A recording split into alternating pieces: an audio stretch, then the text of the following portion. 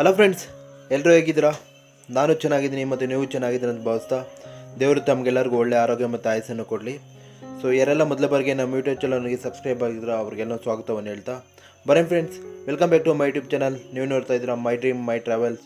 So ಇದೇ ಮೊದಲ ಬಾರಿಗೆ ನಮ್ಮ ವೀಡಿಯೋ ನೋಡ್ತಾ ಇದ್ದೀರಿ, ದಯಮಾಡಿ ಸಬ್ಸ್ಕ್ರೈಬ್ ಆಗಿ ಮತ್ತು ಪಕ್ಕದಲ್ಲಿರುವ ಬೆಲ್ ಐಕನ್ ಕ್ಲಿಕ್ ಮಾಡಿ. ಸೊ ಇದೇ ಥರ ಸಪೋರ್ಟ್ ಮಾಡ್ತಾಯಿರಿ.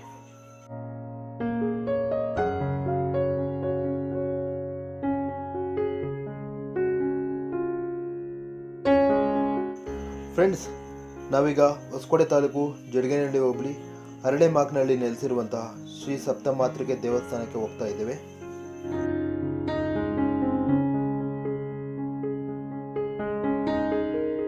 ಫ್ರೆಂಡ್ಸ್, ಮತ್ತೆ ನೀವು ನೋಡ್ತಾ ಇರ್ಬೋದು, ಭಕ್ತರು ಕಲ್ಲುಗಳನ್ನು ಜೋಡಿಸುವ ಮೂಲಕ ತಮ್ಮ ಮನದ ನೋವನ್ನು ಮತ್ತು ಆಸೆಗಳನ್ನು ಸ್ವಾಮಿಯ ಬಳಿ ಕೇಳ್ಕೊಳ್ತಾ ಇದ್ದಾರೆ.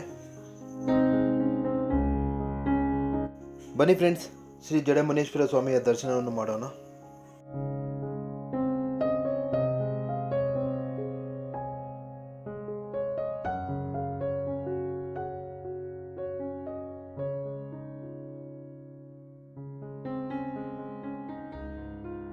ಫ್ರೆಂಡ್ಸ್, ಮತ್ತು ಇಲ್ಲಿ ವರ್ಷಕ್ಕೆ ಒಂದು ಬಾರಿ ಯುಗಾದಿ ವೇಳೆ ಬಹಳ ವಿಜೃಂಭಣೆಯಿಂದ ಜಾತ್ರೆ ನಡೆಯುತ್ತದೆ. ಈ ತಾಯಿಗೆ ನೈವೇದ್ಯ ಮಾಡಿದ ನಂತರ ದೇವಸ್ಥಾನ ಬರೀ ಯಾರೂ ಹೋಗಲ್ಲ.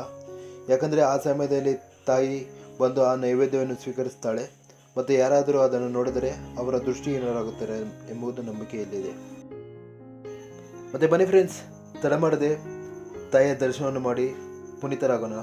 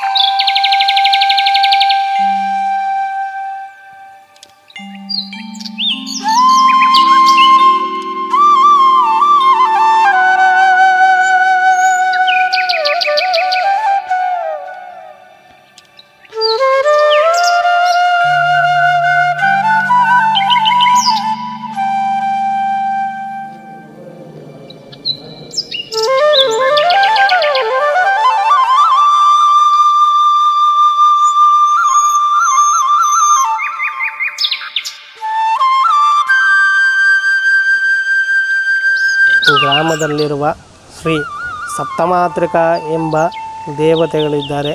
ಅಲ್ಲಿ ಜಡಗೇನಹಳ್ಳಿ ಅಂತ ಬರೋ ಕಾರಣ ಫಸ್ಟು ಜಡೇಮುನಿ ಅಂತ ಇದ್ದರು.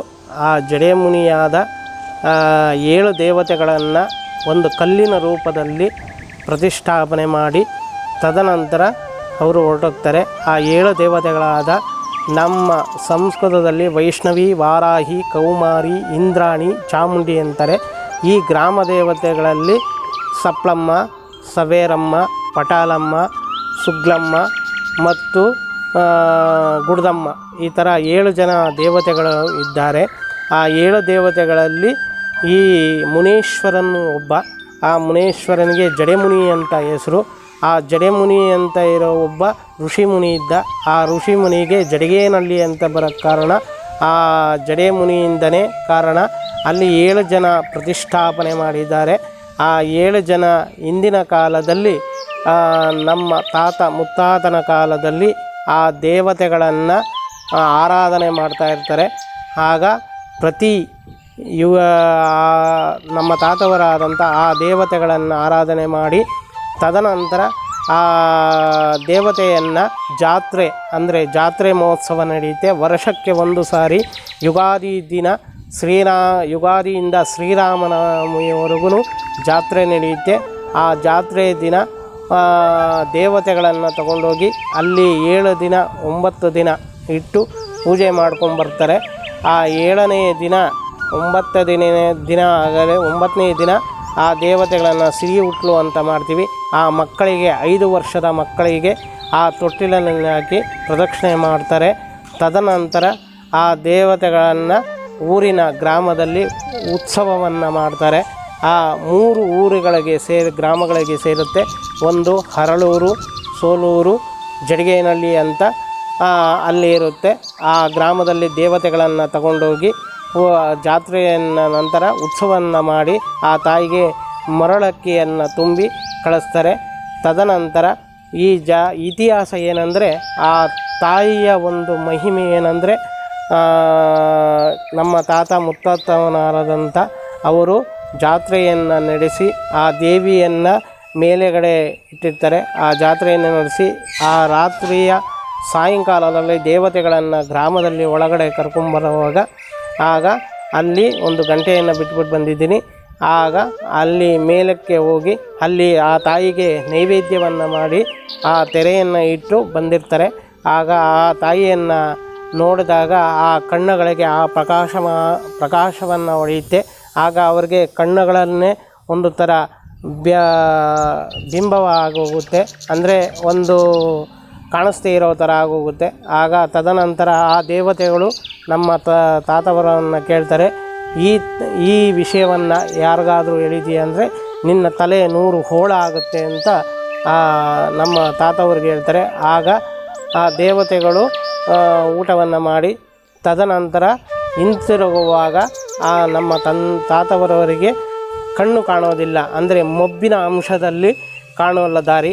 ಆಗ ದೇವತೆಗಳು ಹಿಂದಕ್ಕೆ ತಿರುಗಿ ಮತ್ತೆ ನಮ್ಮ ತಾತವರು ಕೇಳ್ತಾರೆ, ಅಮ್ಮ ನನಗೆ ಕಣ್ಣುಗಳು ಕಾಣಿಸ್ತಾ ಇಲ್ಲ, ದಯವಿಟ್ಟು ನನಗೆ ದಾರಿಯನ್ನು ತೋರಿಸಿ ಅಂದಾಗ ತದನಂತರ ನಾವು ಹಿಂದುಗಡೆ ಬರ್ತೀವಿ, ನೀನು ಮುಂದುಗಡೆ ಹೋಗು ಅಂದಾಗ ಆ ಮುಂದುಗಡೆ ನಮ್ಮ ತಾತವರು ಹೋಗ್ತಾರೆ, ಹಿಂದುಗಡೆ ದೇವತೆಗಳು ಬರ್ತಾರೆ. ಆ ಬೆಟ್ಟದಿಂದ ಕೆಳಗಡೆ ಬಂದ ತಕ್ಷಣ ಹಿಂದಿನ ತಿರುಗಿ ಆ ದೇವತೆಗಳನ್ನು ನೋಡ್ತಾರೆ. ಆಗ ಆ ತಾಯಿಗಳು ಮಾಯವನ್ನು ಹಾಕ್ತಾರೆ.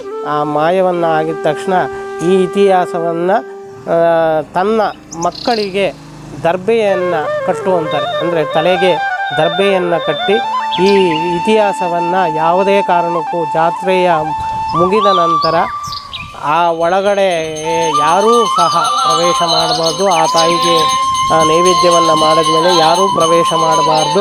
ಇಲ್ಲ ಅದನ್ನು ನೋಡಿದರೆ ಯಾರಿಗೂ ಈ ಇತಿಹಾಸನ ಹೇಳ್ಬಾರ್ದು, ಒಳಗಡೆಗೆ ಪ್ರವೇಶನ ಮಾಡಬಾರ್ದು. ತದನಂತರ ಮಾರನೇ ದಿನ ಬೆಳಗಡೆ ನೀವು ಹೋಗಿ ಬೇಕಾದ್ರೆ ಆ ತಾಯಿಯನ್ನು ಏನು ಬೇಕಾದ್ರೂ ಪೂಜಾ ಕೈಂಕರ್ಯಗಳನ್ನು ಮಾಡ್ಬೋದು. ತದನಂತರ ಈ ಜಾತ್ರೆಯನ್ನು ಮುಕ್ತಾಯ ಆಗುತ್ತೆ. ಮತ್ತು ತದನಂತರ ಇದೇ ಥರ ಪ್ರತಿ ವರ್ಷವೂ ಏನಾದರೂ ಹರಕೆಗಳಿದ್ದರೆ ತಾಯಿಗೆ ಮಂಗಳವಾರ, ಶುಕ್ರವಾರ, ಭಾನುವಾರ, ಅಮಾವಾಸ್ಯೆ, ಪೌರ್ಣಮಿ ಆ ಟೈಮಲ್ಲಿ ಆ ತಾಯಿಗೆ ಏನಾದರೂ ಹರಕೆಗಳಿದ್ದರೆ ಆ ತಾಯಿಗೆ ನಿಮ್ಮ ಹರಕೆಗಳನ್ನು ತೀರಿಸ್ಕೋಬೋದು. ಈ 5 ದಿನ ದೀಪವನ್ನು ಹಚ್ಬೋದು, ನಿಂಬೆಹಣ್ಣಿನ ದೀಪ, ತೆಂಗಿನಕಾಯಿ ದೀಪ, ಮತ್ತು ಕೆಲವರು ಅಭಿಷೇಕ ಮಾಡಿಸಿ ಆ ತಾಯಿಗೆ ಏನಾದರೂ ಹರಕೆ ಆದ ಮೇಲೆ ಆ ತಾಯಿಗೆ ಏನಾದರೂ ಅಭಿಷೇಕ ಮಾಡಿಸ್ಬೋದು, ಅನ್ನದಾನವನ್ನು ಮಾಡ್ಬೋದು. ಈ ಅನ್ನದಾನ ಮಾಡಿದರೆ ಎಷ್ಟೋ ಪುಣ್ಯವಂತೆ, ಅದಕ್ಕೋಸ್ಕರ ಅನ್ನದಾನವನ್ನು ಮಾಡ್ತಾರೆ. ಅದೇ ರೀತಿ ಏನಾದರೂ ಹರಕೆಗಳು ನಡೆಯುತ್ತೆ. ಎಷ್ಟೋ ಜನ ಹರಕೆಗಳು ಆಗಿರೋರು ಇದ್ದಾರೆ, ಎಷ್ಟೋ ಜನ ಹರಕೆಗಳು ತೀರಿಸ್ಕೊಂಡಿದ್ದಾರೆ, ಎಷ್ಟೋ ಜನಕ್ಕೆ ಮಕ್ಕಳಾಗದಿದ್ದವ್ರಿಗೆ ಮಕ್ಕಳಾಗುತ್ತೆ. ಕೆಲವು ಜನಕ್ಕೆ ಏನಾದರೂ ದೋಷಗಳಿದ್ದರೆ ಅದು ಪರಿಹಾರ ಆಗುತ್ತೆ. ಏನಾದರೂ ನಮಗೆ ಶರೀರದಲ್ಲಿ ಏನಾದರೂ ದೋಷಗಳಿದ್ದರೆ ಅದು ಪರಿಹಾರ ಆಗುತ್ತೆ. ಇದು ಆ ಸಪ್ತಮಾತೃಕೆಯ ಇತಿಹಾಸ. ಮತ್ತು ತದನಂತರ 7 ಜನ ತಾಯಂದಿರು ಇರ್ತಾರೆ ಮತ್ತು ಮುನೇಶ್ವರ ಇರ್ತಾರೆ. ಪ್ರತಿ ಪೌರ್ಣಮಿ ಅಮಾವಾಸ್ಯೆ ಟೈಮಲ್ಲಿ ಈ ಕಾಲಭೈರವನ ಸನ್ನಿಧಿಗೆ ಬಂದು ಆ ಕಾಲಭೈರವನನ್ನು ಕರ್ಕೊಂಡು ತದನಂತರ ಮುನೇಶ್ವರನನ್ನು ಅಧಿದೇವತೆಯಾದ ರಕ್ಷಾದೇವತೆಯಾದ ಮುನೇಶ್ವರನನ್ನು ಕರ್ಕೊಂಡು ಒಂದು ಗ್ರಾಮವನ್ನು ಒಂದು ಪ್ರದಕ್ಷಿಣೆ ಮಾಡಿ ತದನಂತರ ಆ ದೇವತೆಗಳು ಕಾಲಭೈರವ ದೇವಸ್ಥಾನದಲ್ಲಿ ಬಂದು ಒಂದು ಆಲದ ಮರ ಇದೆ, ಆ ಆಲದ ಮರಕ್ಕೆ ಪ್ರದಕ್ಷಿಣೆ ಮಾಡಿ ತದನಂತರ ಬೆಟ್ಟದ ಮೇಲೆ ಹೋಗಿ ತನ್ನ ಜಾಗದಲ್ಲಿ ಐಕ್ಯವನ್ನು ಆಗ್ತಾರೆ. ಇದು ಈ ಸಪ್ತಮಾತೃಕೆಯರ ಒಂದು ಇತಿಹಾಸ.